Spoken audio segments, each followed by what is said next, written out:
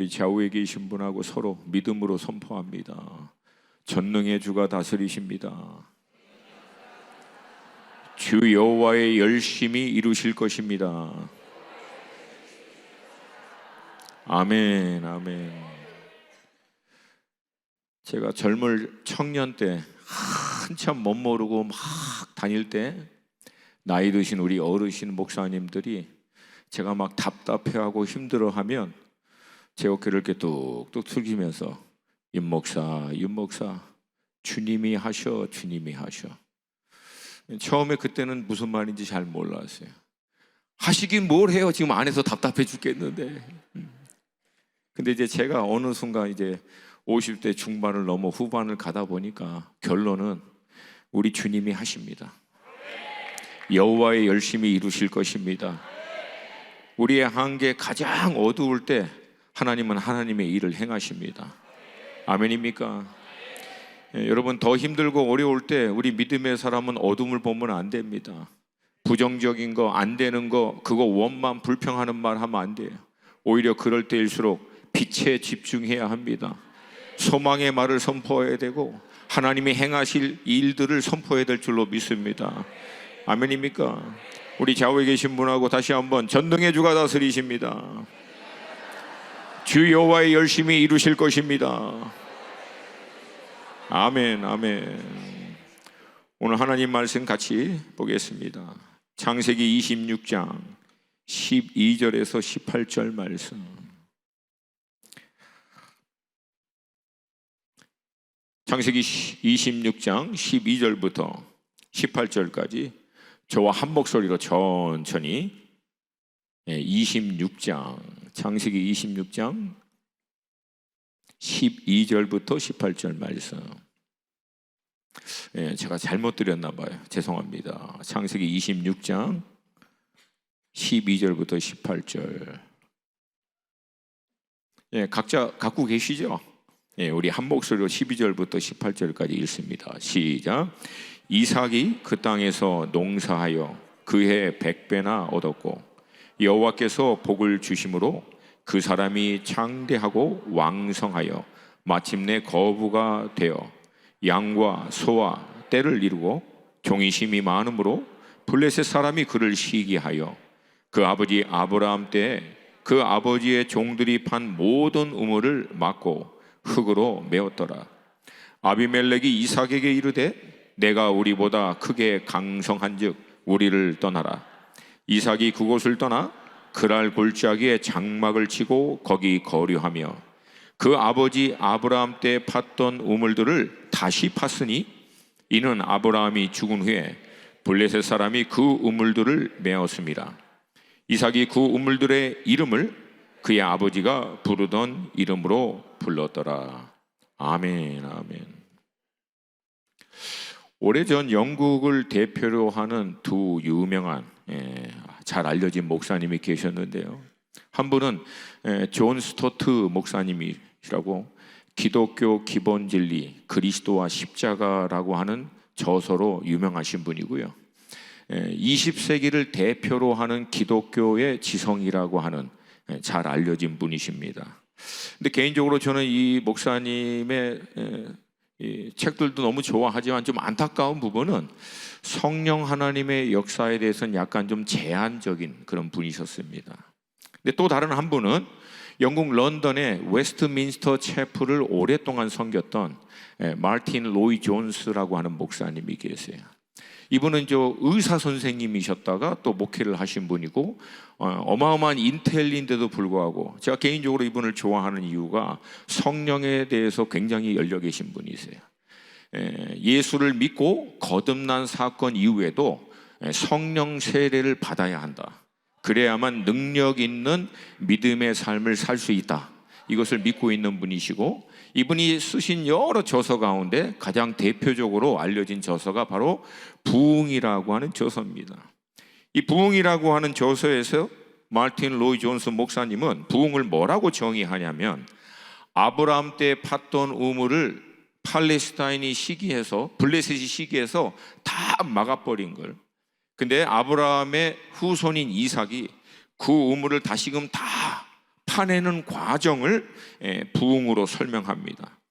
그러니까 믿음의 조상들이 팠던 영적인 우물들을 원수가 시기하여 다 막았던 것을 그 다음 세대가 다시 일어나서 영적인 그 우물을, 생수의 우물을 다시금 파내는 것이 부흥이다. 이삭은 그렇게 우물을 파고 난 다음에 그 우물의 이름을 새롭게 짓지 않고요, 아버지가 불렀던 이름으로 부릅니다. 그 의미는 이 우물과 이 땅은 우리 아버지 때부터, 하나님이 우리 아버지에게서부터 약속의 말씀으로 유업으로 준 땅이다 라고 믿음으로 선포하는 거예요. 물론 원수가 그렇다고 해서 아이 그러세요, 그러면 이거 가져가세요, 그렇게 안 하죠.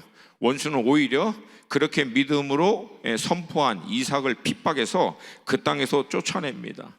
근데 그렇게 쫓겨난 이삭은요, 쫓겨날 때마다 우물을 다시금 파요. 그 우물을 파고 난 다음에 믿음으로 선포하면 블레셋은 또 시기해서 또 쫓아냅니다. 그러면 또 쫓겨나고 난 다음에 그 우물을 다시금 팝니다. 그리고 다시금 믿음으로 선포해요. 여러분, 이게 우리가 알고 있는 이삭의 7 우물 사건입니다. 여기서 우리가 주목해 봐야 될 것은, 여러분, 이삭은 한두 번 하다가 멈춘 게 아니에요. 끝까지 팝니다. 끝까지 팝니다. 원수가 아무리 빼앗아도 끝까지 파냅니다. 그리고 여러분, 결론은 우리가 알고 있는 대로 그 이삭의 믿음의 선포를 통해서 그 땅과 그 모든 것은 이삭의 후손의 유업으로 결국은 취하게 됩니다. 할렐루야, 할렐루야. 여러분, 마찬가지로 모든 나라와 열방과 민족, 족속, 이것은 우리 하나님의 것이고 하나님이 우리에게 유업으로 주신 땅인 줄로 믿습니다. 근데 원수가 이것을 불법으로 다 뺏어간 거예요. 근데 여러분, 원수가 그렇게 불법적으로 뺏어갈 때는 무작위로 뺏어가는 게 아니라 원수 나름대로 합당한 근거를 제공하는데, 원수가 이 모든 열방과 나라를 불법으로 뺏어갔던 근거는요, 우리 인간의 불순종이었습니다.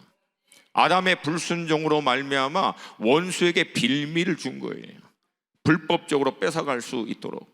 그래서 여러분, 불순종은 단순히 우리가 하나님께 잘못해서 피해를 좀 보고 어려운 일을 당하는 수준에서 멈추는 게 아니에요. 불순종의 근본적인 문제는 유업을 빼앗기도록 만듭니다.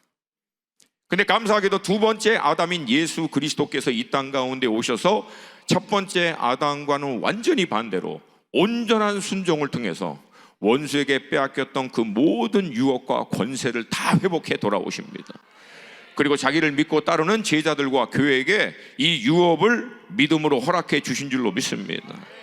그래서 이 시대 우리 교회 믿음의 사람들의 유일한 부르심은 하나님께서 회복한 모든 열방과 나라와 민족 가운데 원수가 불법적으로 자기인 것인 걸 속이고 있는 그 땅에 들어가 믿음으로 회복하고 취하는 것인 줄로 믿습니다. 할렐루야, 할렐루야. 여러분, 이 놀라운 이 일을 시작하기 위해서 하나님은요, 갈대아 우르에서 아브라함이라고 한 사람을 부릅니다. 그리고 하나님의 그 시대를 향한 놀라운 계획을 아브라함과 나누고 아브라함을 그 하나님의 계획에 초청하십니다. 여러분, 우리 하나님의 일은 절대 강압적으로 진행하지 않아요. 왜냐하면 하나님이 우리를 인격적인 존재로 창조했기 때문에 창조주 하나님이고 불가능이 없으시고 무에서 유를 창조하신 어마어마한 분이어도 그분의 계획과 뜻을 실행하는 부분에 있어서는 우리 인간의 철저한 동의를, 믿음으로 바탕한 동의를 근거로 해서 하나님은 이 일을 행하십니다. 이 시대도 하나님은 하나님의 계획이 있는 줄로 믿습니다. 그리고 이런 믿음의 집회와 또한 말씀을 통해서 기도하는 가운데 하나님은 여전히 하나님의 계획들을 하나님의 사람들에게 나눕니다. 아모스 말씀처럼 주 여호와는 그종 선지자에게 당신의 비밀을 보이지 아니하시고는 결코 그 일을 행하심이 없으시니라. 하나님은 하나님의 일을 행하기 전에 하나님의 계획을 하나님의 사람들에게 반드시 나누십니다. 그리고 그 계획 가운데 동참시켜요. 우리가 해야 될 것은 믿음으로 내 계획을 내려놓고 하나님의 계획에 동참할 때 그 시대를 향한 하나님의 놀라운 경영에 동참하는 인생이 될 줄로 믿습니다. 아브라함은 그 하나님의 계획에 응답하고 나서 끝난 게 아니라 그 계획으로 인도하시는 하나님의 말씀을 쫓아갑니다. 여러분, 우리가 콜링을 받고 부르심을 받고 헌신을 하더라도 결국 그 헌신의 구체적인 영역으로 인도하시는 하나님의 말씀을 놓치면 안 됩니다. 아브라함이 했던 것은 딱 하나예요. 하나님이 뭐라고 말씀하시든, 하나님이 어떻게 인도하시든 하나님 앞에 히내니 제가 여기 있나이다 말씀하십시오. 철저히 말씀을 쫓아가요. 그리고 결국은 그 시대를 향한 하나님의 놀라운 계획을 온전히 이루는 인생으로 마치게 됩니다. 할렐루야. 75세에 시작한 아브라함의 여정은 175세 100년간 하나님의 말씀을 쫓아 행함으로 하나님의 계획을 온전히 이루는 생으로 끝냅니다. 여러분, 그 중간에 아브라함 실수 많이 했어요. 우리가 알고 있는 대로 뭐 애굽으로도 튀었다가 와이프를 또 자기 누이라고 속였다가 그것 때문에 또 바로에게 또 한몫 챙겨서 돌아오기도 하고, 또 와이프 얘기 듣고 하나님 말씀을 신뢰하지 못함으로 이스마엘을 낳아서 지금의 분쟁의 어떤 근거를 제공했던 연약함도 있어요. 그러나 여러분, 그럼에도 불구하고 아브라함이 했던 것은 딱 하나예요. 마지막까지 멈추지 않은 거예요. 멈추지 않은 거예요. 그리고 이 아브라함을 성경은 믿음의 조상이라고 얘기합니다. 그러니까 믿음이라고 하는 것이 무엇인지를 알려면 아브라함을 보라는 거예요. 아브라함이 모든 믿는 자의 모델이라는 거예요. 자, 그러면 아브라함의 어떤 삶이 궁극적으로 믿는 사람의 모델이 되는가? 여러분, 놀랍게도 아브라함은요, 치유를 한 적도 없어요. 기적을 베푼 일도 없어요. 모세는 뭐 홍해도 갈고 엘리야는 뭐 불도 떨어뜨리겠는데, 여러분, 아브라함은요, 안수에서 감기 하나도 치유했다는 얘기가 없어요. 그러니까 그거는 믿음하고 하나님이 원하시는 믿음의 본질과 상관이 없다는 거예요. 그럼 아브라함이 한 것은 무엇인가? 방금 얘기 드린 거 딱 세 가지. 첫 번째, 자기 계획을 내려놓고 하나님의 계획에 동참한 거예요. 이걸 믿음이라. 우리가 예수 그리스도를 구주와 주인으로 영접하는 것은 단순히 우리를 죄와 사망에서 구원해 주신 구주로만이 아니라 이제 내 삶의 주인이십니다. 내 삶의 모든 계획을 하나님께 위탁함으로 그분을 믿고 따라가는 줄로 믿습니다. 그래서 근본적으로 신앙의 시작은요, 간단합니다. 내 계획, 내 생각 내려놓고 하나님의 계획, 하나님의 의중과 뜻에 동참하는 삶을 믿음의 삶이라고 하는 줄로 믿습니다. 아멘. 두 번째, 아브라함이 믿음의 조상인 것은 말씀을 따라갔다는 거예요. 말씀을 따라간 거예요. 어떤 상황에도 아브라함의 모든 행동의 기준은 하나님의 말씀이에요. 그리고 하나님 말씀하시면 어떤 상황에도 아브라함은 딱 한 가지 얘기합니다. 히내니 말씀하십시오. 순종하겠습니다. 우리 믿음으로 선포하겠습니다. 말씀하십시오. 순종하겠습니다.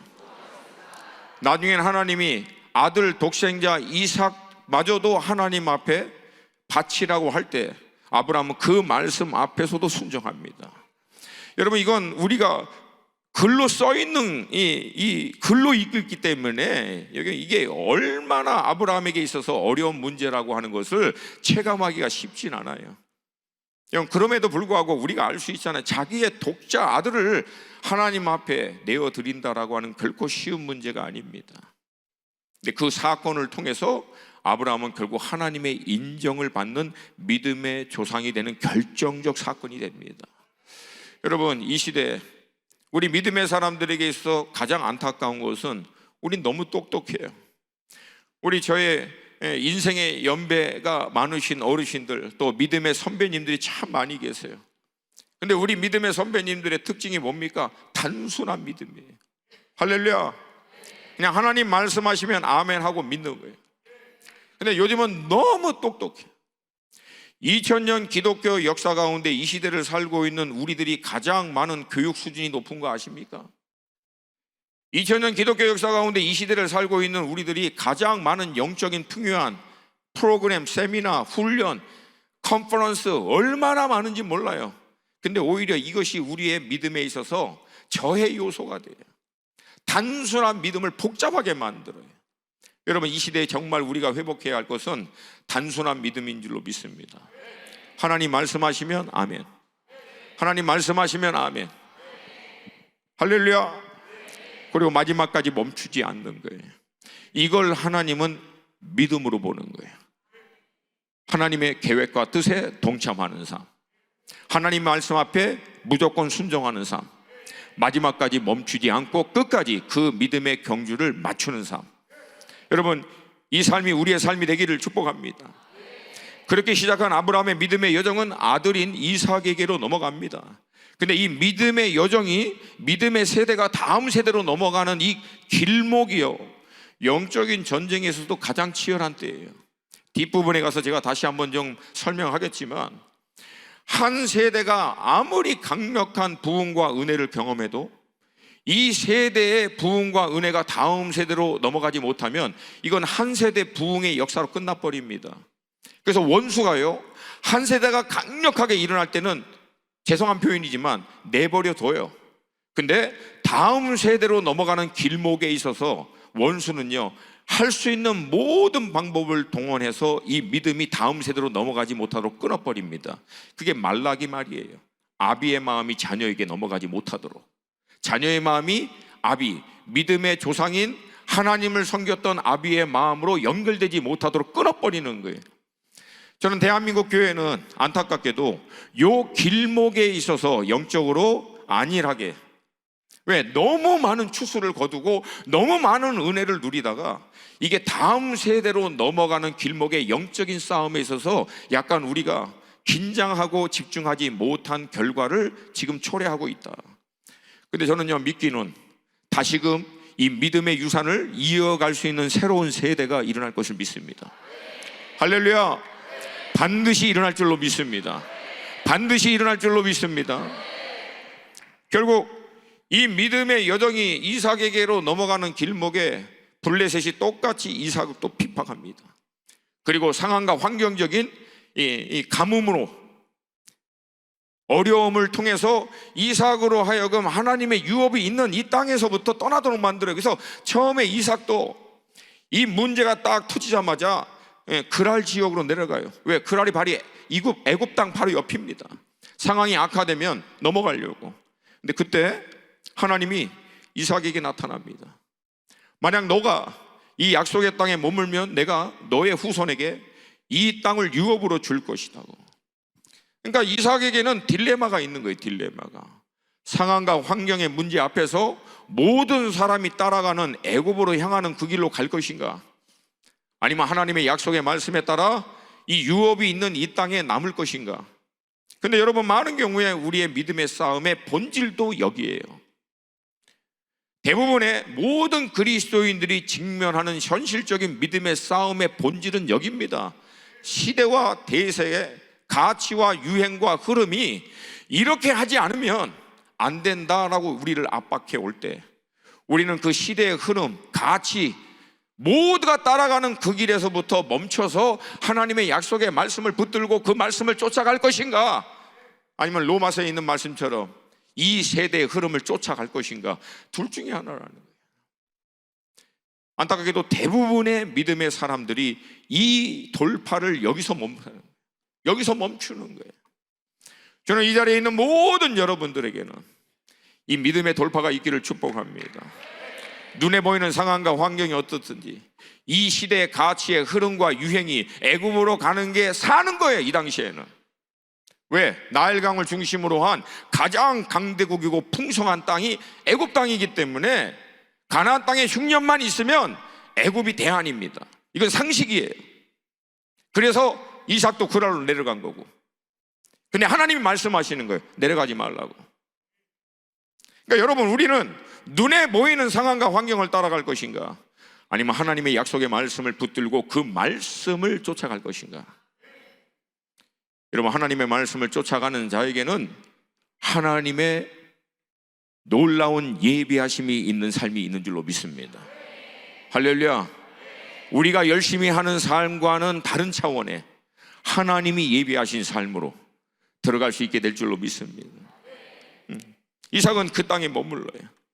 그 결과 100배의 놀라운 추수를 거두게 되지만 그 100배의 놀라운 추수의 열매를 다 먹기도 전에 블레셋이 시기하여 이삭을 또 쫓아냅니다.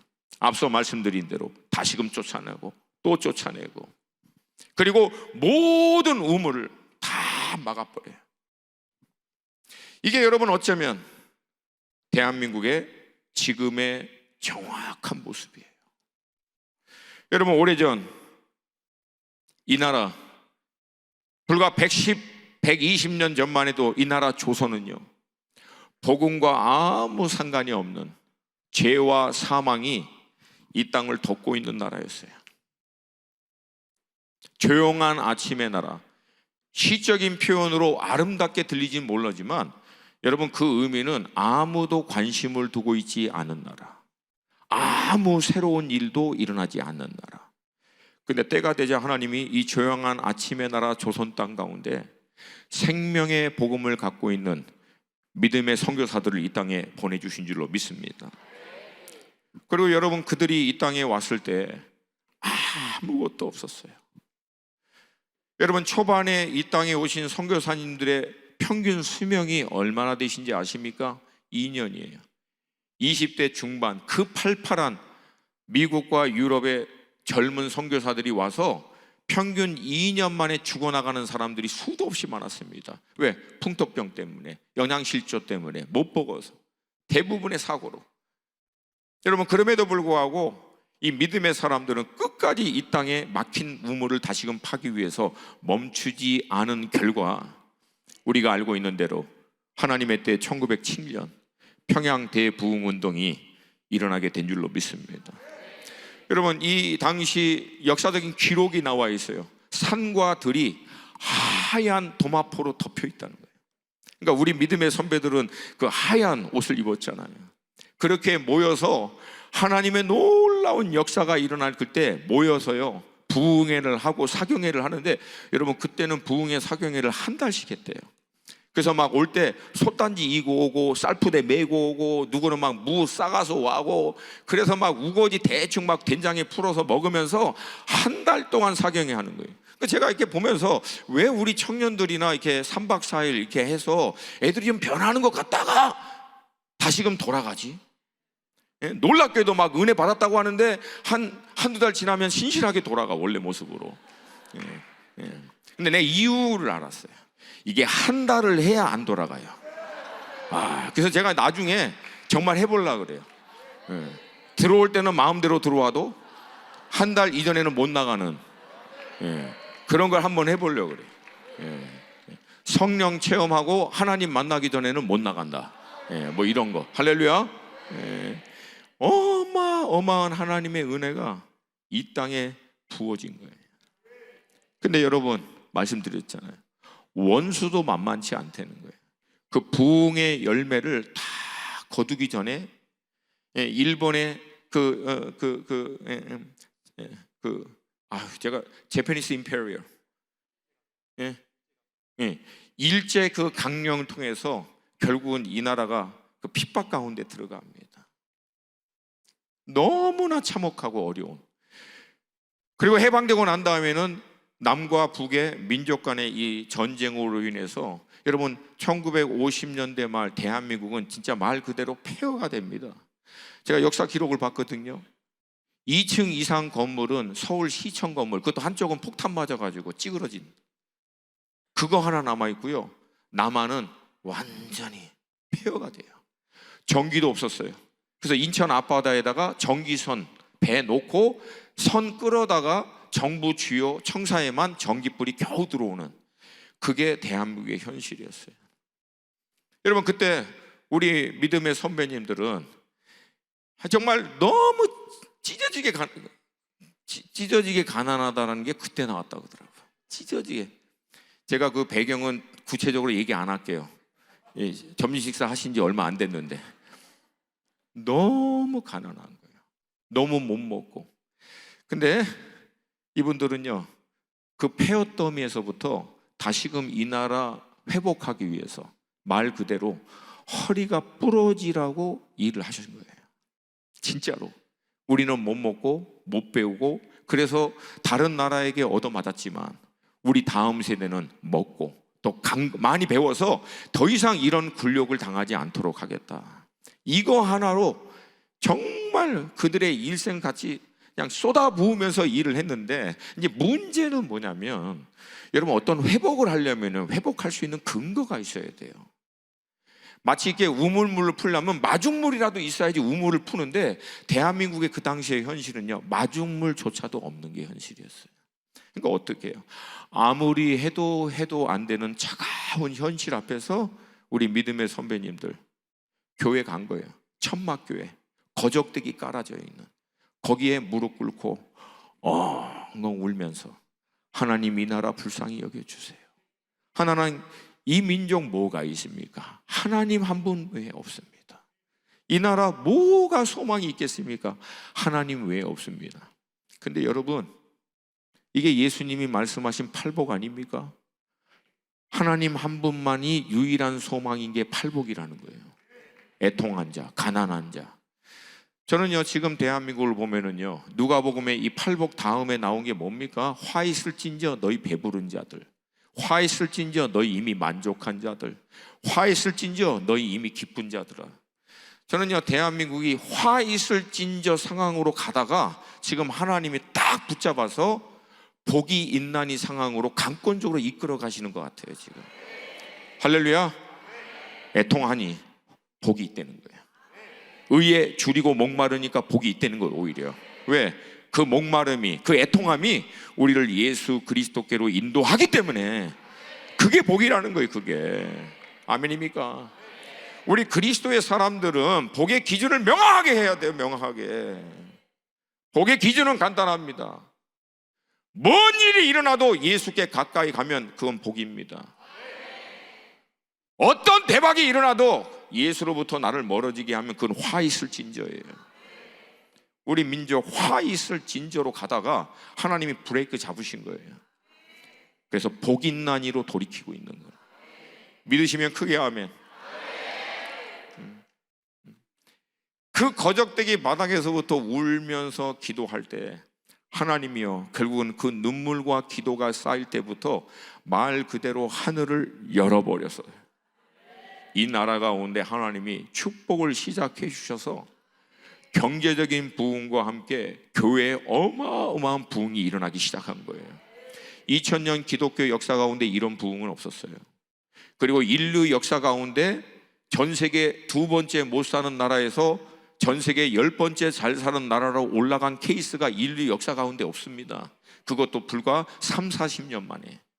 근데 대한민국은 그게 된 거예요. 왜? 이건 불가능합니다. 근데 왜? 하나님이 하늘을 열고 은혜를 부어주시면 됩니다. 할렐루야. 하나님이 작정하시면 돼요. 하나님이 부어주시면 됩니다. 우리 인간이 어떻게 하는 것보다 하나님이 작정하시면 돼요. 그 하나님의 작정하시는 마음을 움직이는 것은 우리의 눈물의 기도인 줄로 믿습니다. 그때부터 하나님 부어주시는데 그 은혜로 말미암아 교회마다 막 일어나고 막 어마어마한 부흥이 있는데, 우리 믿음의 선배님들은요, 그 선교사님들을 통해서 받은 은혜에 빚진 자, 이게 마음이 있었어요. 교회가 부흥할 때부터 70년대 말 뭐가 있습니까? 우리가 아무것도 없지만 그때부터 막 선교사를 보내. 할렐루야. 할렐루야.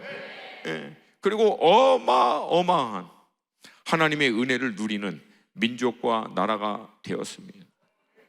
근데 문제는 원수가 가만히 내버려 둔다, 안 둔다? 안 둔다. 우리 믿음의 선배들이 눈물로 팠던 이 부흥의 우물들을요, 원수가 다 막아버린.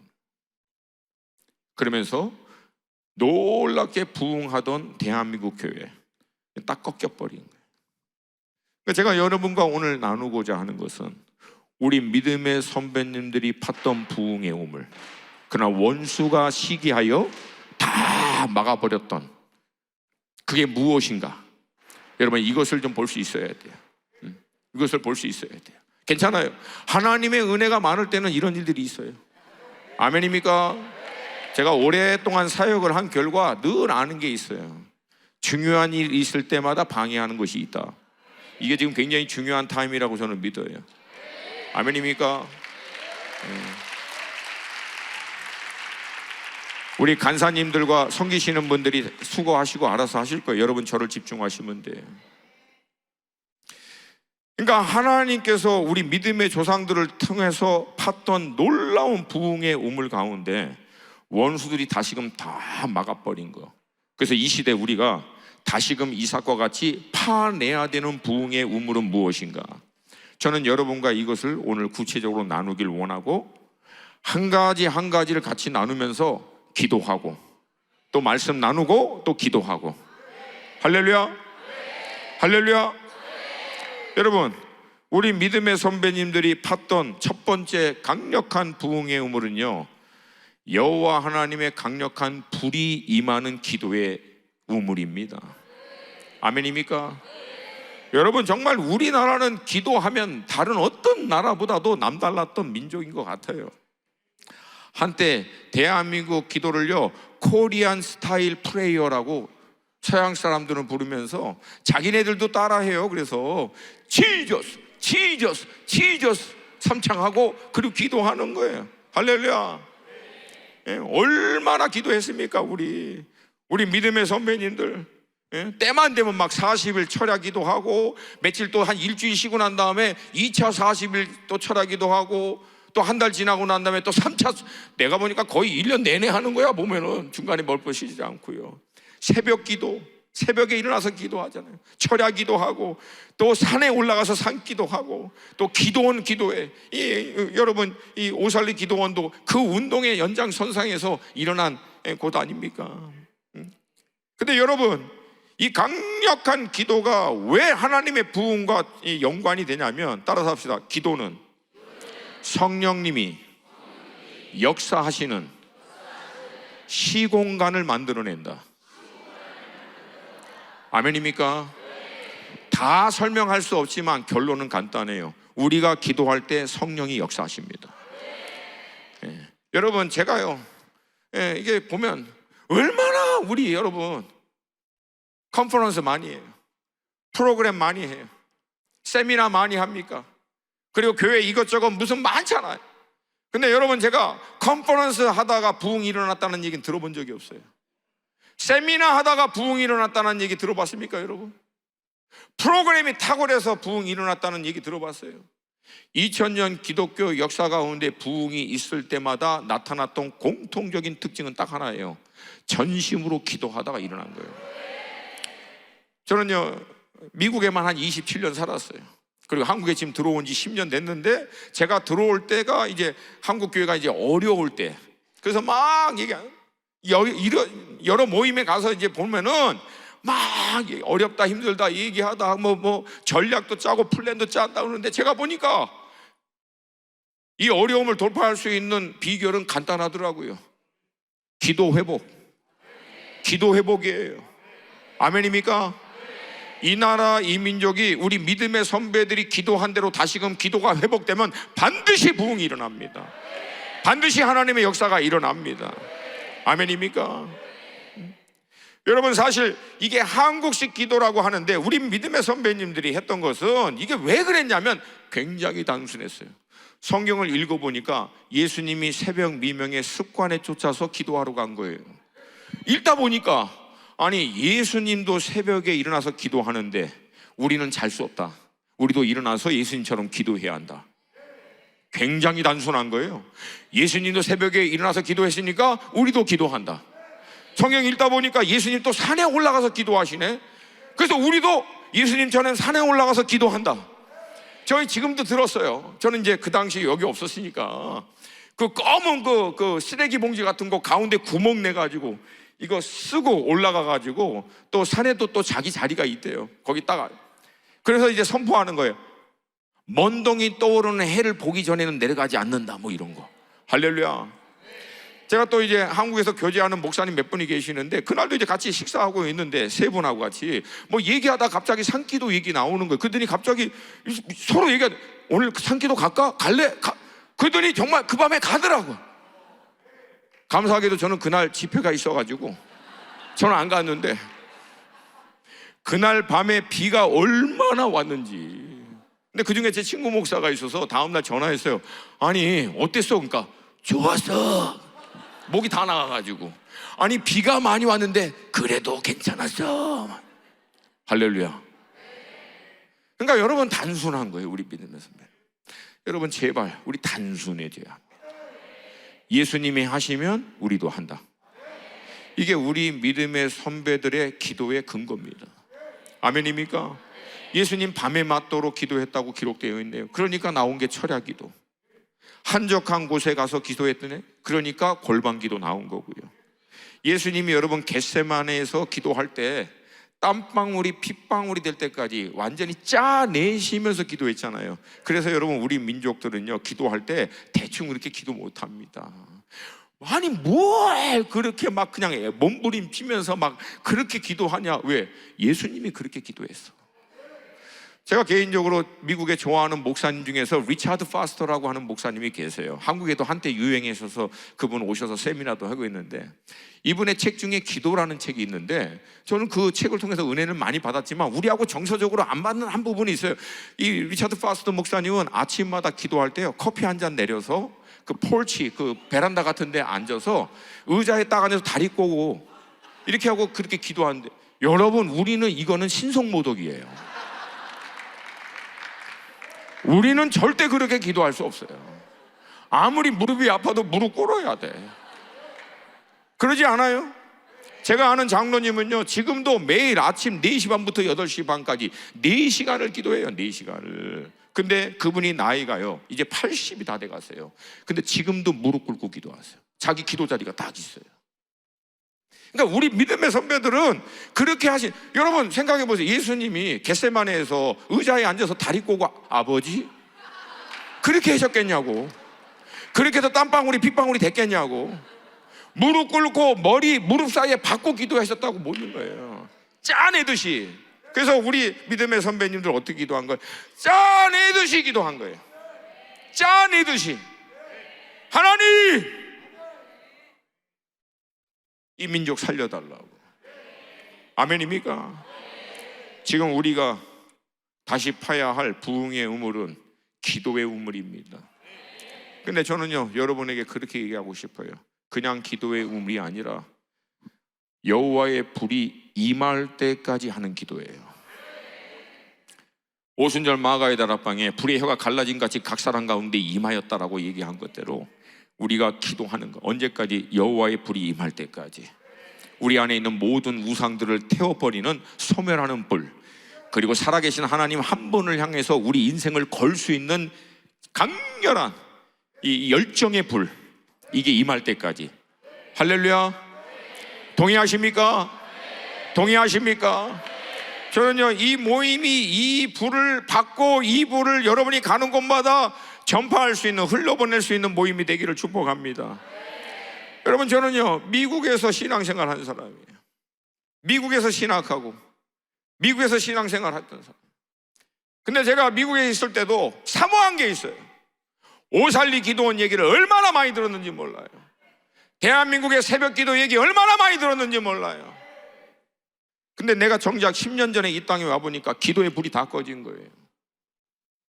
죄송해요. 미국 놈도 기도하고 있는데 한국에 있는 사람들이 기도를 안 하더라고요. 여러분 이 기도의 불이 우리 회복돼야 합니다. 아멘입니까? 동의하시는 분은 다 그 자리에서 좀 일어났으면 좋겠고, 우리 찬양팀 좀 나와주세요.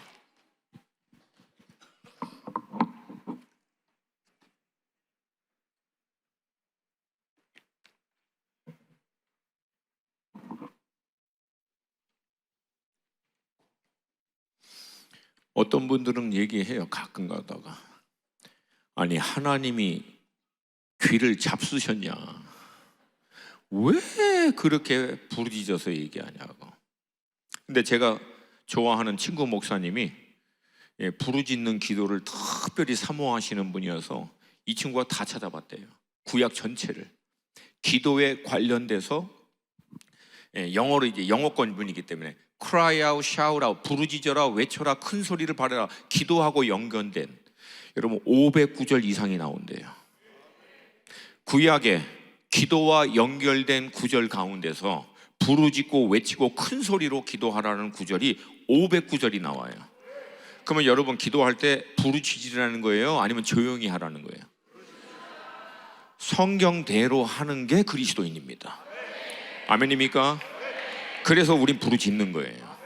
왜? 이 부르짖음은 우리의 간절함에 대한 표현이기 때문에. 하나님이 기도 안 해도 알지, 그렇게 얘기하면 우리 마음의 중심을 이미 다 아시는데 부르짖는 것은 하나님 못 들을까봐 부르짖는 게 아니라 우리의 간절함을 하나님께 호소하는 거예요. 우리 불쌍히 여겨 주시옵소서.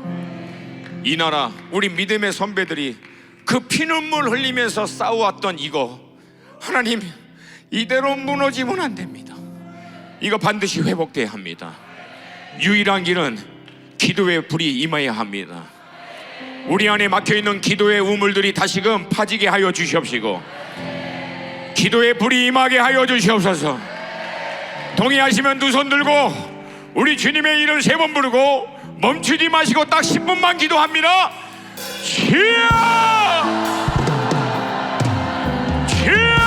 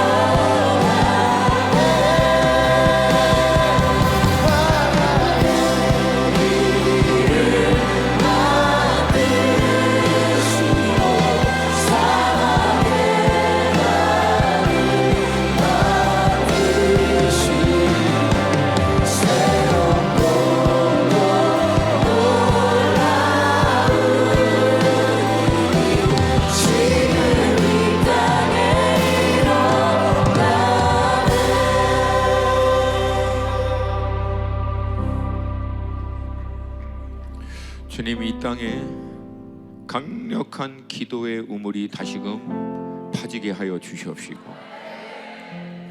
우리 믿음의 선배처럼 단순하게 주님이 하셨으므로 우리도 한다. 주님이 새벽에 기도하셨으므로 새벽 제단 쌓는다. 주님이 산에서 기도하심으로 우리도 산에서 기도한다. 주님이 밤이 맞도록 기도하셨으므로 우리도 밤에 맞도록 기도한다. 주님이 한적한 곳을 찾아서 기도하셨으므로 골방에서 기도한다. 주님이 겟세마네에서 땀이 핏방울이 되도록 자신을 짜내며 하나님의 뜻에 순복하기 위하여 기도하신 것처럼 우리도 기도한다. 이 기도의 강력한 불이 다시금 이 땅에 회복되게 하여 주시옵소서. 나로부터 회복되게 하여 주시옵소서. 우리 몸된 교회에서부터 회복되게 하여 주시옵소서. 이 나라 대한민국 가운데 다시금 기도의 불이 회복되게 하여 주시옵소서. 주께서 새 일을 행하실 것입니다. 놀라운 일을 행하실 것입니다. 감사드리며 예수님의 이름으로 기도합니다. 아멘.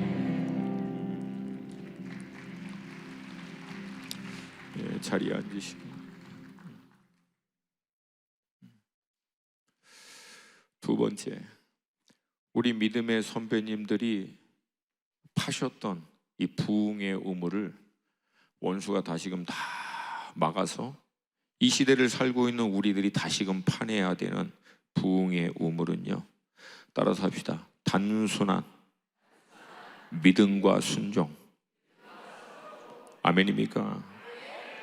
앞서 말씀드린 대로 여러분, 저는요, 이 시대 그리스도인들의 가장 큰 문제는 너무 똑똑하다는 거예요.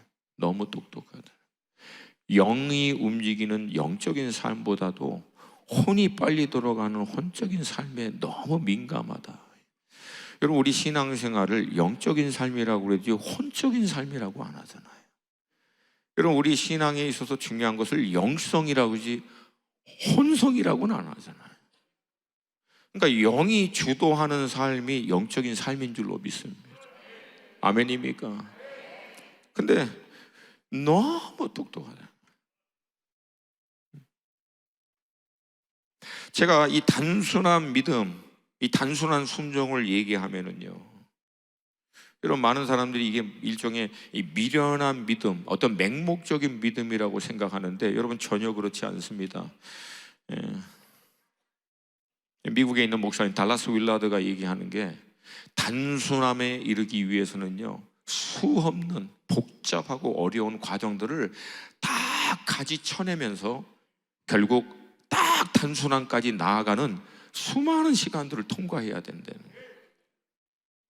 그 단순함의 정점에 이르러서는 딱 한 가지가 남는 거예요. 뭐냐면 하나님의 말씀에 대한 절대적 신뢰. 동의하십니까? 동의하십니까? 여러분, 단순한 믿음과 순종의 배경은요, 무식하고 미련해서 맹목적이어서 그렇게 믿는 게 아니에요. 결론 간단합니다. 이건 절대적인 하나님의 진리의 말씀이다. 말씀이 그렇다고 하면 우리는 믿는다. 말씀이 그렇다고 하면 우리는 순종한다. 우리 믿음의 선배님들은요, 그 믿음이 있었어요. 근데 이 시대 우리 현대 그리스도인들은요, 너무 똑똑해서 자신들이 갖고 있는 이성과 관점, 합리적인 사고로 말씀이 어쩌네 저쩌네 이러고 있어요. 여러분, 불가능하지만 여러분과 제가 하나님이라고 생각해 봅시다. 그리고 하나님이 이 말씀을 우리에게 줬는데, 인간들이 하나님 말씀 앞에서 이 말씀이 이러네 저쩌네, 인간의 이성과 합리적인 것으로 뭐는 말이 되네, 이거는 뭐 좀 너무 심한 거네, 여러분, 이렇게 하면은 역사하시겠습니까? 근데 반대로 이 말씀을 줬는데 인간이 이건 하나님의 말씀이에요, 이건 진리의 말씀이에요, 이건 절대적인 하나님의 진리야, 그리고 하나님 말씀하셨으면 우린 순종해, 하나님 말씀하셨으면 우린 믿어. 여러분, 어디에다가 역사하시겠어요? 단순합니다. 이유는, 우리의 단순한 믿음과 순종의 이유는 말씀에 대한 절대적인 권위에 대한 신뢰입니다. 아멘입니까? 아멘입니까? 여러분, 먼저 그의 나라와 의를 구하라고 하면 먼저 무엇을 구해야 되는 거예요? 제가 뭘 물어볼 때는요, 앞에 답을 줘요. 늘 항상 먼저 그의 나라와 의를 구하라고 하면 뭘 먼저 구해야 돼요? 그러면 이 모든 것을 너에게 더하시리라 하시니라. 근데 이 똑똑이들은요, 이 모든 것을 먼저 다 안정감 있게 확보하면 그때 되고 나서 이제 그의 나라와 의를 구하겠다라고 하는 거예요.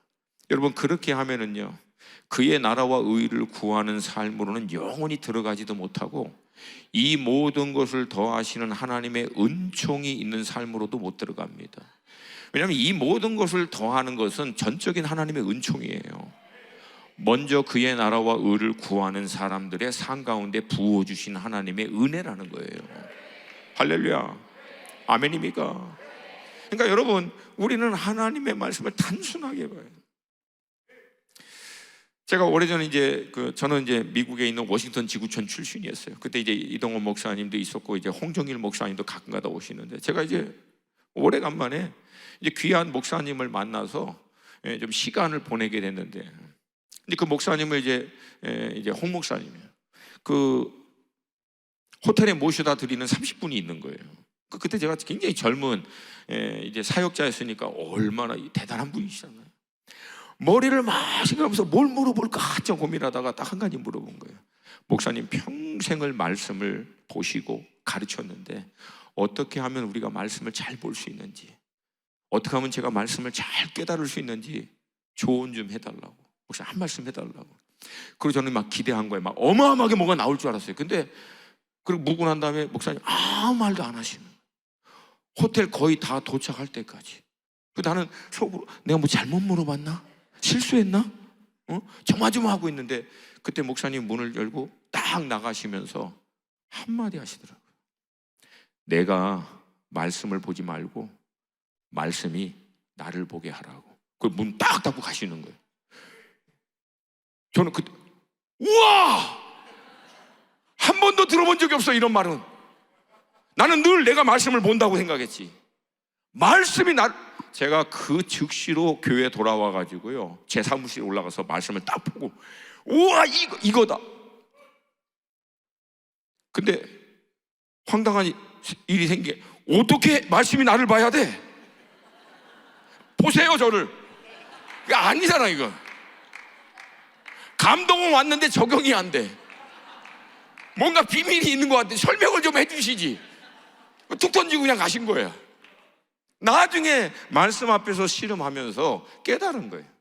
내가 이미 갖고 있는 내 기준, 내가 이미 정해놓은 가치의 기준, 내가 이미 갖고 있는 나의 어떤 관점, 생각, 사고, 이론들, 이걸 가지고 말씀이 어떠니 저떠니 따지지 말고 말씀이 마치 거울이 되게 해서 말씀이라고 하는 진리 앞에 나를 비출 때 말씀과 내가 맞지 않는 모든 부분을 가지쳐 말씀에 맞추라는 거예요. 이 단순한 믿음. 할렐루야, 할렐루야. 여러분, 우리 가운데 정말 필요한 것은요, 더 이상 뭐 깊고 심오하고 뭐 새로운 것이 있어요.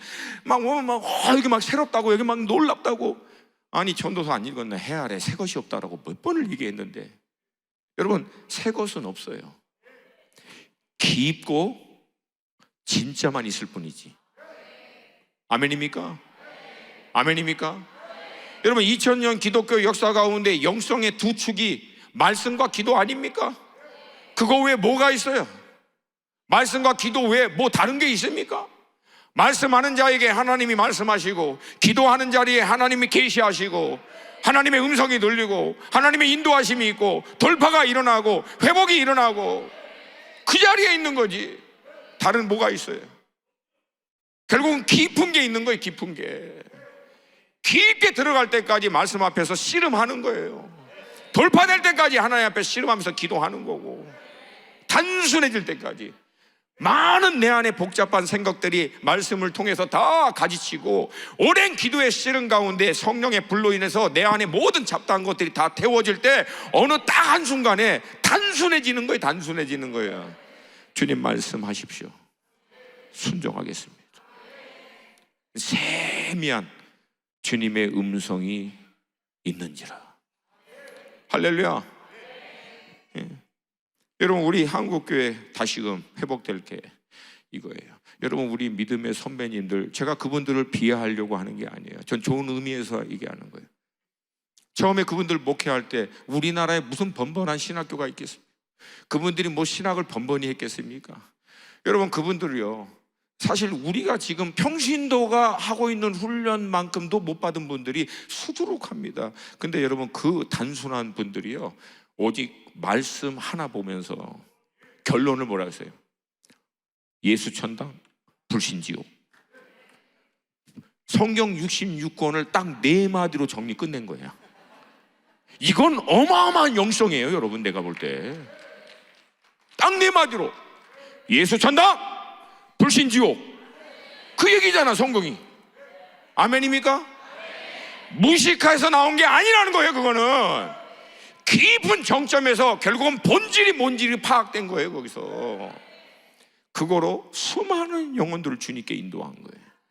할렐루야, 할렐루야. 근데 안타깝게도 이 대한민국의 이 유학파, 제가 이것 때문에 유학 갔다 온 분들한테 멀매 맞을까 봐 좀 두렵긴 해요. 이게 방송 나가죠, 이거. 예, 잘라주세요. 아니, 저도 여러분 미국 남침내 교단에서 신학을 한 사람인데, 여러분 제가 결론적으로 얘기할게요. 미국 신학이 멀쩡했으면 미국 교회가 그렇게 됐겠냐고. 이게 제 결론입니다. 미국 신학교 교육이 훌륭하고 대단하고 영성이 있고 능력이 있으면 미국 교회가 지금 그 모양이겠냐고. 근데 그거 배우고 들어와가지고 더 이상 성령이 없네 있네, 이거는 뭐 아니네, 인본주의적인 지성이라고 얘기하고 있지만 실상은 불신에 가까운 이론들을 얘기하고 있는 것이 대한민국을, 이 고상한 인격적인, 근데 우리가 원래 믿음으로 갖고 있었던 기독교의 야성은 온데간데였고 단순한 복음의 믿음에 온데간데 없어버린 거예요. 물론 여러분, 그분들이 오랫동안 쌓아왔던 영적인 어떤 유산들을 우리가 그분들을 통해서 겸손하게 배우는 것도 매우 유익한 거 저 동의해요. 그러나 우리의 본질은 놓치지 말아야죠. 하나님 우리 믿음의 선배들에게 주셨던 영적인 유산을 놓치지 말아야죠. 이거 위에 만약에 그들이 갖고 있는 풍성한 경험과 은혜를 합치면 이거는 뭐 금상첨화죠. 근데 대체해버린 거예요. 대체해버린 거예요. 근데 그 대체물이 과연 미국 교회를 살렸냐는 얘기예요. 여러분, 저는요 믿습니다. 단순한 믿음으로 돌아가야 돼요. 그냥 오직 말씀. 아멘. 아멘. 저도 이제 젊을 때 막 철없을 때는 막 실력 키운다고 20대 후반에서 40대 초반까지 얼마나 많이 막 이것저것 서적 보면서 이것저것 하면서 막 기독교 지성, 저도 한때는 까본 적이 있어요. 근데 여러분, 그거 다 하고 내린 결론이 있어요. 결국 말씀이면 충분하다는 거예요. 말씀이면 충분하다. 말씀이면 충분하다. 더 이상 여러분 여기저기 말씀 앞에 쓰시면 돼요. 그리고 제발 여러분의 담임 목사님 설교 듣고 그 말씀대로 순종만 하세요. 여러분의 인생에 대박이 납니다. 아니, 담임 목사님 매일 주일날 하신 설교 말씀도 소화하기 힘든데 뭘 그렇게 매일 아침마다 그게 이 설교 듣고 저 설교 듣고 소화불량 걸려서, 소화불량, 영적 소화불량, 응? 다 얹혀가지고 들으면 들을수록 얼굴이 어두워져. 그걸 왜 하시는지는 몰라. 소화도 안 되는데. 여러분, 제가 믿기로는 금요철야 때, 주일 예배 때 여러분의 담임 목사님을 여러분이 단순한 믿음으로 취하고 그 말씀을 통해서 은혜 받고 순종하면 그걸로 충분할 수 있어요. 충분할 수 있어요. 충분할 수 있어요. 아멘. 그리고 여러분 교회가 제일 좋은 교회, 여러분 교회가. 그러니까 여러분이 그 교회에 있는 거야. 따라서 합시다. 우리 교회가 제일 좋은 교회다. 우리 목사님이 제일 좋은 목사님이시다. 아멘. 이게 막 인터넷, 막 유튜브 때문에 우리 무한 경쟁 시대에 우리가 들어가가지고 우리도 먹고 사는 게 너무나 치열해졌어. 이제 그만하라고, 제발. 여러분 목사님 거 설교만 듣고 소화하기도 충분해요, 여러분. 다시 한번 동의하시면 크게 아멘. 유튜브를 없애버리던가 해야지. 다 송출돼가지고 반복도 못해, 반복도. 내가 어느 집회 가니까 그러더라고요. 목사님, 우리는 평소에 늘 목사님 설교 들으니까 새로운 거 해주세요. 아니, 나는 무슨 설교 자동 판매기인가? 뭐 찍으면 나오나? 설교 한 편 준비하는데 평균 20시간 이상 걸리는데. 어찌됐든 제가 내린 결론은 그거예요. 말씀이면 충분하다. 아멘입니까? 그래서 이 시간 기도해야죠. 할렐루야. 다 함께 자리에서 일어났으면 좋겠어요.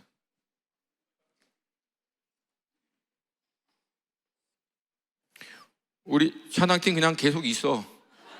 계속 들어갔다 나갔다 번거롭잖아. 그냥 있어. 우리 수원 하나교회 찬양팀, 우리 찬양팀 수고하는데 큰 박수.